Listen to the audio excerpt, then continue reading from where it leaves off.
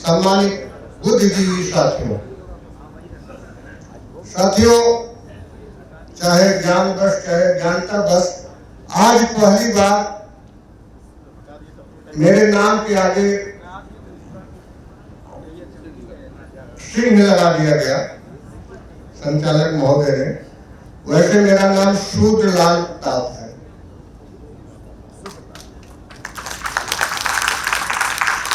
और मैं शूद्र नाम से ही जाना जाता हूं।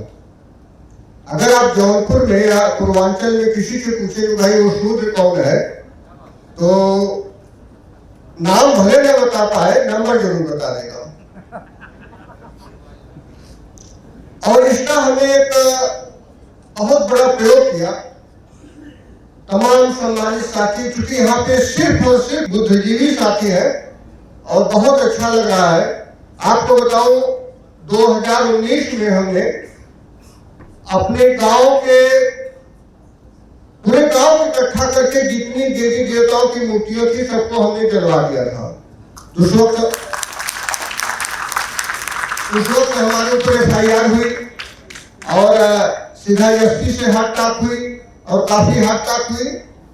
और इसके बाद चूंकि सरकार है, प्रशासन, तो मैं भाग करके हाईकोर्ट गया कि भाई कुछ पुलिस के बचाव के लिए कुछ व्यवस्था किया जाए। और हाईकोर्ट गया तो वहां भी दशहरे का, ये 19 सितंबर की बात है, 19 सितंबर 19 की, और अक्टूबर में छुट्टी होनी थी, तो हाईकोर्ट से भी कुछ रेमडी की उम्मीद दिख नहीं रहती कि अब छुट्टी के बाद मिलेगा।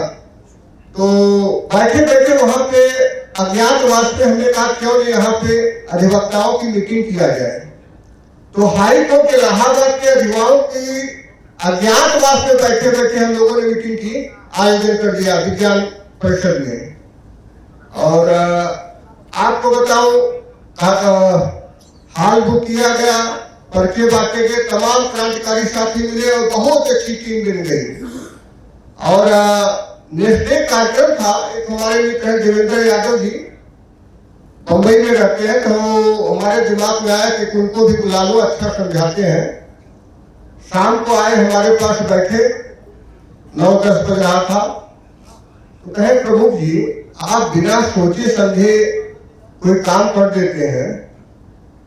आप ये बताइए, सारे के सारे हाईकोर्ट के अधिवक्ता है या थोड़ा बहुत छोटी न्यायालय के अधिवक्ता है? आपने अधिवक्ताओं की मीटिंग बुलाई है बुद्धिजीवियों की, और अधिवक्ता महोदय एक एक बाल की खाल निकाल देते हैं, एक एक मुकदमे की एक एक बाल की खाल निकाल देते हैं, और हम आप बिना सोचे समझे इस तरह का निर्णय ले लिए। बताइए कैसे क्या होगा?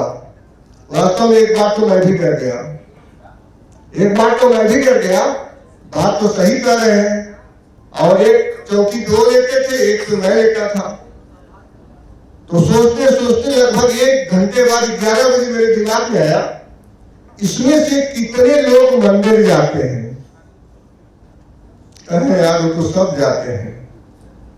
उनका इनसे बड़ा ज्ञानी कौन है आप, जिसको आज तक ये नहीं पता कि पत्थर है कि भगवान है? उन्होंने कहा बस कार्यक्रम जोरदार होगा। और आपको बताऊं, इसी तरह से पूरा विज्ञान परिषद का हाल भरा हुआ था और 5 घंटे मीटिंग चली। और एक जो बार का अध्यक्ष लड़ते थे, अध्यक्ष का चुनाव हमारे ख्याल से वहां कन्नौज के थे और सैनी समाज से थे। लास्ट में उन्होंने कहा प्रमुख जी अभी तक अधिवक्ताओं की मीटिंग बुलाना मतलब मेढक तौलने जैसा होता था, लेकिन आज 5 घंटे से कोई अधिवक्ता बाथरूम नहीं जा रहा है। तो क्योंकि ये आज माहौल और मुझे सामने दिख रहा है, इसलिए हम बताने के लिए मजबूर हो रहे हैं। दूसरा साथियों, यहाँ पे जितने भी बुद्धिजीवी साथी बैठे, सबके अंदर एक पीड़ा है और हर आदमी पीड़ित है, हर आदमी पीड़ित है, हर आदमी परेशान है मानसिक रूप से, सामाजिक रूप से, आर्थिक रूप से। क्या होगा, कब होगा, कैसे होगा? यहाँ पे कोई धोई हुई भीड़ नहीं है। यहाँ पे जितने लोग वैचारिक है और विचारों से मजबूत है वही लोग हैं। और आपको बता दूं, विचारों में बहुत शक्ति होती है जो हम सत्ता में रह के नहीं कर सकते हैं। आपको एक छोटा सा प्रयोग किसी बनारस मंडल का मैंने किया 2020 में, जब लॉकडाउन लगा था। तो लॉकडाउन के समय अप्रैल के महीने में मैं भी कमरे में बंद था, सभी लोग कमरे में कैद थे। औसत अप्रैल का महीना था और बाबा साहब का विचार हमने देखा कि शिक्षित बनो, संगठित रहो, संघर्ष करो। तो हमने सोचा कि शिक्षित होने नहीं देंगे, कहां से संगठित होंगे, कहां से संघर्ष करेंगे।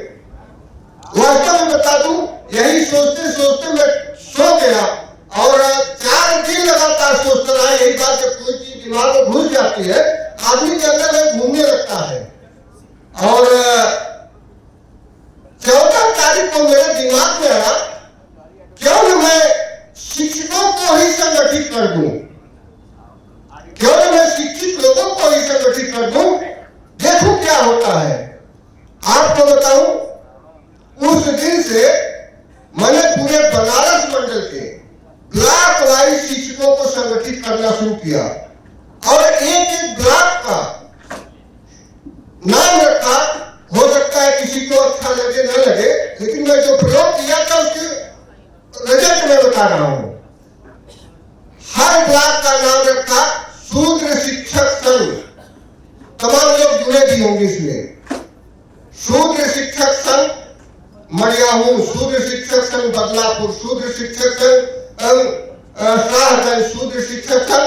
पहले हमने जौनपुर को जोड़ा 21 ब्लॉक को, और देखा बड़ा अच्छा रिस्पॉन्स आ रहा है। 21 ब्लॉक जौनपुर को जोड़ा, शूद्र शिक्षक संघ आगे ब्लॉक का नाम। फिर थोड़ा उत्साह बढ़ा तो भदोही गया, भदोही कब चला गया, गया नहीं, दिमाग चला गया तो भदोही की 6 ब्लॉकों को संगठित किया, वहां भी बहुत अच्छा रिस्पॉन्स मिला। फिर आपके बनारस में आया, बनारस की 9 ब्लॉकों में 1500 शिक्षक जुड़े। हर ग्रुप में 2-2। हमारे पास किसी का नंबर नहीं था, किसी मैं तो शिक्षा जगह से था। इसके बाद फिर चंदौली चला गया, फिर 16 ब्लॉक आपके गाजीपुर, सिर्फ बलिया 18 ब्लॉक और मिर्जापुर की 6 ब्लॉक को संगठित कर पाया था। उन 90 ब्लॉकों को संगठित किया एक विचारधारा से, शूद्र नाम से, शूद्र शिक्षक संघ के नाम से। और उसमें अच्छा यह रहा कि उस ग्रुप में जुड़ते ही कोई व्यक्ति जात की बात आज तक कभी नहीं किया। और तमाम जगह जो मैं बैठ के ब्लॉक वाइज चर्चा करता हूँ, यहाँ भी जो भी हमारे शिक्षक भाई मिलते हैं, मैं उनसे जब चर्चा करता हूँ कि यार भाई, जो आपसी विद्वेष हमारा था, अहिर का, कुन्नी का, कोरी का, चमार का, धोबी का, इसका क्या हाल है? जो इस विचारधारा में जुड़ा, इस ग्रुप में जुड़ा और आपसी विद्वेष खत्म हो गया और उन समूहों में, उन ग्रुपों में सिर्फ और सिर्फ शूद्र, ब्राह्मण, क्षत्रिय, शूद्र की बात होती है। अब इसका एक और रिजल्ट मैं बता दूं, सबसे बड़ा रिजल्ट, जो काम हम 4 बार हमारी बसपा की सरकार थी, 4 बार हमारी सपा की सरकार थी, 3 बार। आज तक हम आजादी के बाद से कभी स्नातक एमएलसी और शिक्षक एमएलसी चुनाव जीते थे? क्या दिखा के देख लीजिए। और मैं बता दूं कि आपके यहां से चुनाव लड़ते हैं, वो पटेल साहब, क्या नाम है स्नातक एमएलसी का, अरविंद सिंह पटेल। अरे सर प्रूफ है सर, हमारे पास गए, प्रभु जी आप साथ दे दीजिए, मैं चुनाव जीत जाऊंगा। मेरे दिमाग में आया कि यार पटेल, इतना हम जाति बटे हुए हैं, अगर पटेल जी समाजवादी से लड़ जाते हैं तो समाजवादी और अरविंद जी का वोट प्लस जो संगठन का वोट है पूरी तरह से निकल जाएंगे। क्योंकि हम भी इतने कॉन्फिडेंस नहीं थे, हम भी इतने आसानित नहीं थे कि इतना तेज विचारधारा संगठित हो जाएगी। आपको बताऊं, साहब का यही जवाब था, सामने बैठे हैं कि प्रभु जी अभी तक समाजवादी 4000-5000 वोट पाती है, मैं 9000 पाया था। और अगर मैं समाजवादी से लड़ूंगा तो हमारा वोट खराब हो जाएगा, जो हमारे लोग जुड़े हैं वो हट जाए। जाहिर सी बात है, कोई 9,000 व्यक्तिगत पार्टी के 5,000 वोट पारी कैसे जीती। और वही विचारधारा का प्रवाह हुआ और पूरे पूर्वांचल के, पूरे बनारस मंडल के शिक्षक बिना किसी सूचना के, किसी को बताने की जरूरत नहीं पड़ी, सिर्फ विचारधारा की वजह से जो आजादी के बाद से सीटें नहीं जीती थी, दोनों की दोनों सीटें आप जीत गए। आपके सामने है। दुर्भाग्य है यह बात आज तक न तो समाजवादी पार्टी जानती है और न जीतने वाले कभी इसकी चर्चा जानते हैं, लेकिन कभी कहीं इसकी चर्चा तक नहीं करते हैं। दुर्भाग्य इस बात का है। तो बात हो रही थी विचारधारा की, बताना इसलिए मैंने जरूर समझा कि विचारधारा में बहुत बड़ी ताकत है। आज आपको मैं बता दूं कि जौनपुर में सबसे ज्यादा यादव तेरहवीं का बहिष्कार कर रहा है और हर महीने 1,000 सच्ची रामायण की किताब बांटी जाती है। जहां पे सच्ची रामायण की किताब जाएगी, बाकी रामायण का क्या होगा आप लोग खुद समझ लीजिए। और आज की तारीख में मुझको बलिया जाकर श्रद्धांजलि कराने प्रदीप यादव जी के पिताजी की, उसी शूद्र शिक्षक संघ के, और हमारे जौनपुर तो 4 नौजवान साथी, 2 बलिया गए हुए हैं श्रद्धांजलि कराने और 2 गोरखपुर गए हैं शादी कराने।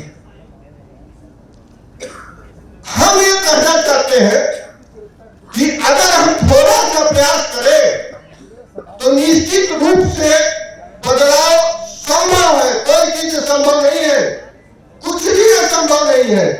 बस यहाँ पे जितने बुद्धिजीवी साथी बैठे हुए हैं, क्योंकि बातें तो और थी लेकिन टाइम मिल गया है, सिर्फ अगर 2 घंटे दे दें, 2 घंटे और महीने में 2 दिन, 2 घंटे इस हाल में महीने में और महीने में 2 दिन अपने घर में अगर दे दें तो आपको बता दूं यह काशी बाबा विश्वनाथ की धरती नहीं,